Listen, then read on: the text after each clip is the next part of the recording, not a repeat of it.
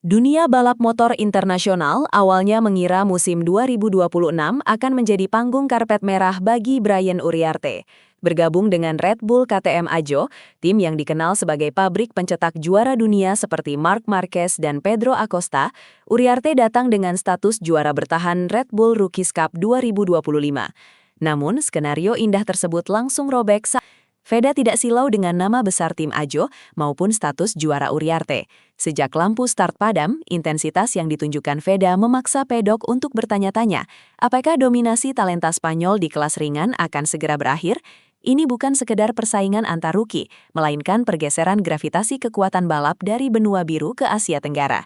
Veda membawa tekanan mental yang jarang terlihat pada debutan, membuat Uriarte harus bekerja ekstra keras hanya untuk mempertahankan harga diri sebagai juara bertahan di depan mekanik timnya sendiri.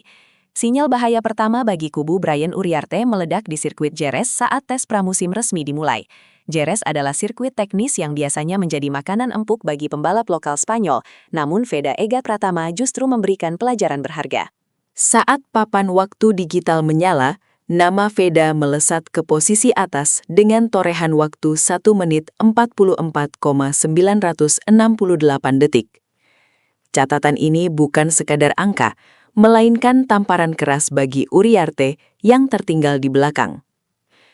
Fakta bahwa pembalap Indonesia bisa langsung sinkron dengan Honda NSF 250 RW di sirkuit yang sangat dikenal Uriarte sejak kecil adalah sebuah anomali besar. Tim Red Bull KTM Ajo mulai menyadari bahwa rivalitas mereka di Rookies Cup tahun lalu telah bermutasi menjadi sesuatu yang jauh lebih berbahaya di level Grand Prix. Veda menunjukkan bahwa adaptasinya terhadap ban dan paket elektronik Moto3 jauh lebih instan dibandingkan Uriarte. Meskipun ini baru tes pramusim, perang saraf sudah dimenangkan oleh Veda, meninggalkan tanda tanya besar di garasi KTM tentang bagaimana cara membendung kecepatan murni sang fenomena asal Gunung Kidul tersebut. Memasuki seri pembuka di GP Thailand, tekanan psikologis berpindah sepenuhnya ke pundak Brian Uriarte. Bermain di wilayah Asia, Veda Ega Pratama tampil sangat dingin dan kalkulatif. Saat sesi kualifikasi yang menentukan, Veda dengan tenang mengamankan posisi start kelima, sementara Uriarte justru tampak kesulitan mencari ritme dan terjerembab di posisi start ke-12. Perbedaan posisi start ini menjadi awal dari bencana bagi Uriarte. Di hari balapan, Veda mengeksekusi strategi dengan sempurna, bertarung di grup depan, dan finish di posisi kelima sebagai rookie terbaik sekaligus pembalap Honda tercepat. Kontras dengan Veda, Uriarte hanya mampu finish di posisi ke-7, terpaku melihat rival terbesarnya merayakan kesuksesan di depan ribuan fans Asia. Kegagalan Uriarte untuk menembus 5 besar di seri pembuka menunjukkan bahwa gelar juara di ajang feeder tidak secara otomatis memberikan keunggulan di World Championship. Veda telah menetapkan standar yang sangat tinggi, memaksa Uriarte untuk mengakui secara terbuka bahwa dia harus belajar banyak dari pembalap yang berada di depannya. Yang ironisnya adalah pembalap yang dia kalahkan setahun yang lalu di ajang Rookies Cup Eropa. JP Brasil menjadi saksi bisu, di mana narasi keberuntungan Brian Uriarte benar-benar habis dimakan oleh kecepatan Veda Ega Pratama. Meskipun Uriarte sempat menunjukkan taringnya dengan menjadi yang tercepat di sesi latihan bebas pertama saat lintasan basah, namun balapan sesungguhnya adalah soal ketahanan mental. Saat lampu start padam di sirkuit Ayrton Senna, Veda menunjukkan kelasnya sebagai calon bintang besar. Dia berhasil mengamankan podium ketiga, sebuah pencapaian bersejarah yang membuat bendera merah putih berkibar tinggi di Amerika Latin. Keberhasilan Veda naik podium hanya dalam 2 seri pertama karirnya adalah pesan eksplisit bagi seluruh pedok bahwa dia adalah ancaman gelar, bukan sekedar rookie biasa. Sementara itu, Uriarte kembali gagal menembus zona podium dan hanya mampu mengumpulkan poin minimal. Selisih poin pun melebar drastis menjadi 13 angka. Di titik ini, media internasional mulai menyoroti Veda sebagai the next big thing, sementara Uriarte mulai dibayangi label sebagai juara yang gagal memenuhi ekspektasi awal. Performa Veda di Brasil adalah bukti bahwa dalam kondisi race yang penuh tekanan, dia memiliki insting membunuh yang lebih tajam. Drama balap motor tidak pernah linear, dan itu terbukti di Circuit of the Americas, Amerika Serikat. Seri ketiga ini menjadi satu-satunya momen di mana Brian Uriarte bisa sedikit bernapas lega. Veda Ega Pratama, yang sedang dalam performa puncak, mengalami insiden high side yang cukup keras di tikungan 11 pada lap kelima saat sedang berjuang di grup depan. Kegagalan finish atau DNF ini adalah kerugian besar bagi Veda, namun menjadi berkah tak terduga bagi Uriarte. Memanfaatkan absennya Veda di sisa balapan, Uriarte berhasil finish di posisi ke-7 dan mengantongi 9 poin krusial. Selisih poin yang sebelumnya sangat lebar, kini terpangkas menjadi hanya 4 angka saja. Statistik mencatat bahwa Uriarte adalah satu-satunya debutan yang selalu mencetak poin di 3 seri awal, namun statistik ini sedikit menipu. Jika kita melihat kecepatan murni per lap, Veda tetap memegang keunggulan meski tanpa poin di Texas. Keberuntungan Uriarte di Amerika memberinya waktu untuk bernafas, tetapi pedok tahu betul bahwa tanpa insiden tersebut, Veda kemungkinan besar akan kembali mempermalukan sang juara bertahan dengan jarak poin yang jauh lebih masif di klasemen sementara. Dunia kini melihat dua profil pembalap yang sangat bertolak belakang. Brian Uriarte adalah produk sempurna dari sistem pembibitan Eropa. Dia agresif, teknis, dan sangat mengandalkan keunggulan power motor KTM-nya. Di sisi lain, Veda Ega Pratama adalah seorang petarung murni dengan gaya balap yang oleh para pengamat disebut sebagai cold head atau kepala dingin. Veda memiliki kemampuan langka untuk tetap tenang di tengah kekacauan grup Moto3 yang padat. Teknik corneringnya sering dibandingkan dengan Marc Marquez, di mana dia mampu merebut posisi dari sudut yang dianggap mustahil oleh pembalap lain. Manuver triple overtake yang viral beberapa waktu lalu menjadi bukti bahwa Veda tidak takut untuk mengambil risiko besar. Sementara Uriarte cenderung lebih terukur, namun sering kehilangan momentum saat terjepit di tengah rombongan besar. Perbedaan karakter ini membuat duel mereka menjadi tontonan yang sangat menarik, antara mesin yang diprogram secara presisi melawan bakat alamiah yang penuh dengan kejutan di setiap tikungan. Uriarte adalah kecepatan yang dipelajari, sedangkan Veda adalah insting yang tidak bisa diajarkan oleh pelatih balap manapun di benua biru. Ada sebuah ironi yang terus menghantui Brian Uriarte setiap kali dia melihat papan klasemen rookie Moto3 2026. Setahun yang lalu, di ajang Red Bull Rookies Cup 2025, Uriarte berdiri di puncak podium sebagai juara dunia, sementara Veda Ega Pratama harus puas di posisi kedua sebagai runner-up.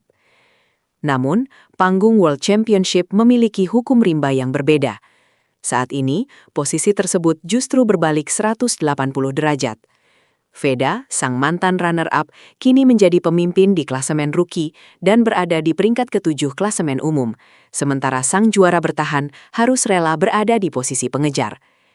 Fenomena ini membuktikan bahwa keberhasilan di ajang feeder series tidak selalu menjadi jaminan kesuksesan di kelas utama Grand Prix. Veda telah membuktikan bahwa dia mampu berevolusi lebih cepat dari siapapun. Dia mengubah status runner-up menjadi bahan bakar untuk mendominasi panggung dunia.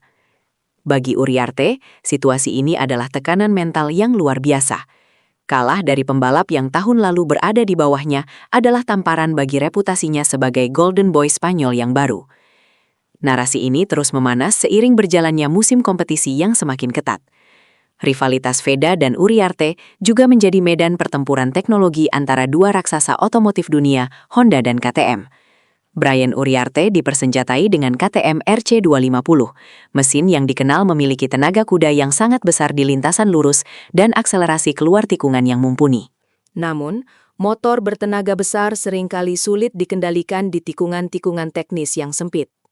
Disinilah keunggulan Veda Ega Pratama muncul. Honda NSF 250 RW miliknya mungkin kalah tipis dalam hal top speed, namun motor tersebut memiliki kelincahan yang luar biasa saat masuk ke apex tikungan. Veda memanfaatkan kelincahan Honda untuk melakukan pengereman yang sangat dalam, menutupi kekurangan power mesinnya dengan keberanian di titik pengereman atau late braking. Hal ini membuat mekanik KTM di paddock mulai garuk-garuk kepala mencari cara agar Uriarte bisa menandingi kelenturan gaya balap Veda. Perang antara stabilitas KTM dan fleksibilitas Honda ini memberikan dimensi taktis yang mendalam pada setiap balapan. Veda tahu betul cara memaksimalkan paket motornya di sirkuit-sirkuit teknis, sementara Uriarte harus selalu berharap adanya lintasan lurus yang panjang untuk bisa menyalip sang rider Indonesia tersebut. Kalender balap kini mengarah pada titik paling krusial bagi Brian Uriarte, GP Spanyol di sirkuit Jerez. Ini adalah kandang bagi Uriarte, tempat di mana dia tumbuh besar dan mengasah bakat balapnya sejak usia dini. Dengan dukungan penuh dari ribuan penonton lokal Andalusia, secara teori Jerez adalah momen paling tepat bagi Uriarte untuk merebut kembali tahta rookie terbaik dari tangan Feda. Namun situasinya menjadi sangat dramatis, karena Feda justru memiliki catatan waktu fantastis di sini saat tes pramusim lalu. Bagi Feda, Jerez bukan lagi wilayah asing yang menakutkan, melainkan sirkuit di mana dia sudah membuktikan bisa lebih cepat dari pembalap tuan rumah. Jika Feda berhasil mengalahkan Uriarte di Jerez, maka secara psikologis, karir Uriarte di musim 2026 akan berada dalam ancaman serius. Kalah di rumah sendiri dari seorang debutan Asia adalah skenario terburuk bagi karir masa depan sang juara Rookies Cup. Pertarungan di Jerez nanti bukan lagi sekadar soal poin, melainkan soal harga diri dan pembuktian siapa yang sebenarnya lebih layak disebut sebagai bintang masa depan Moto3. Selisih 4 poin di klasemen membuat setiap manuver di tikungan terakhir Jerez akan terasa seperti pertaruhan hidup dan mati. Melihat klasemen sementara dengan selisih 4 poin, banyak orang mengira persaingan ini sangat seimbang. Namun, analis Grand Prix yang jeli tahu bahwa angka tersebut sedikit menipu realitas yang ada di lintasan. Feda Ega Pratama memimpin dengan 27 poin meskipun telah kehilangan satu balapan akibat kecelakaan di Amerika. Bayangkan jika Feda berhasil menyelesaikan balapan di Chota dengan finish di posisi 5 besar. Selisih poinnya dengan Uriarte saat ini mungkin sudah mencapai lebih dari 20 angka. Secara performa murni, Feda menunjukkan konsistensi yang jauh lebih menakutkan. Dia adalah pembalap yang selalu bertarung untuk podium, sementara Uriarte lebih sering bertarung di grup kedua untuk mengamankan poin. Keunggulan 4 poin Feda adalah pernyataan bahwa meskipun dia melakukan kesalahan, dia tetap lebih baik dari Uriarte yang tampil aman. Musim balap masih sangat panjang, namun momentum saat ini sepenuhnya berada di tangan pemuda Gunung Kidul. Duel ini akan terus membakar pedok Moto3 sepanjang tahun, dan dunia akan terus menyaksikan apakah sang juara Eropa bisa bangkit dari bayang-bayang fenomena Indonesia yang sedang meroket tinggi ke angkasa.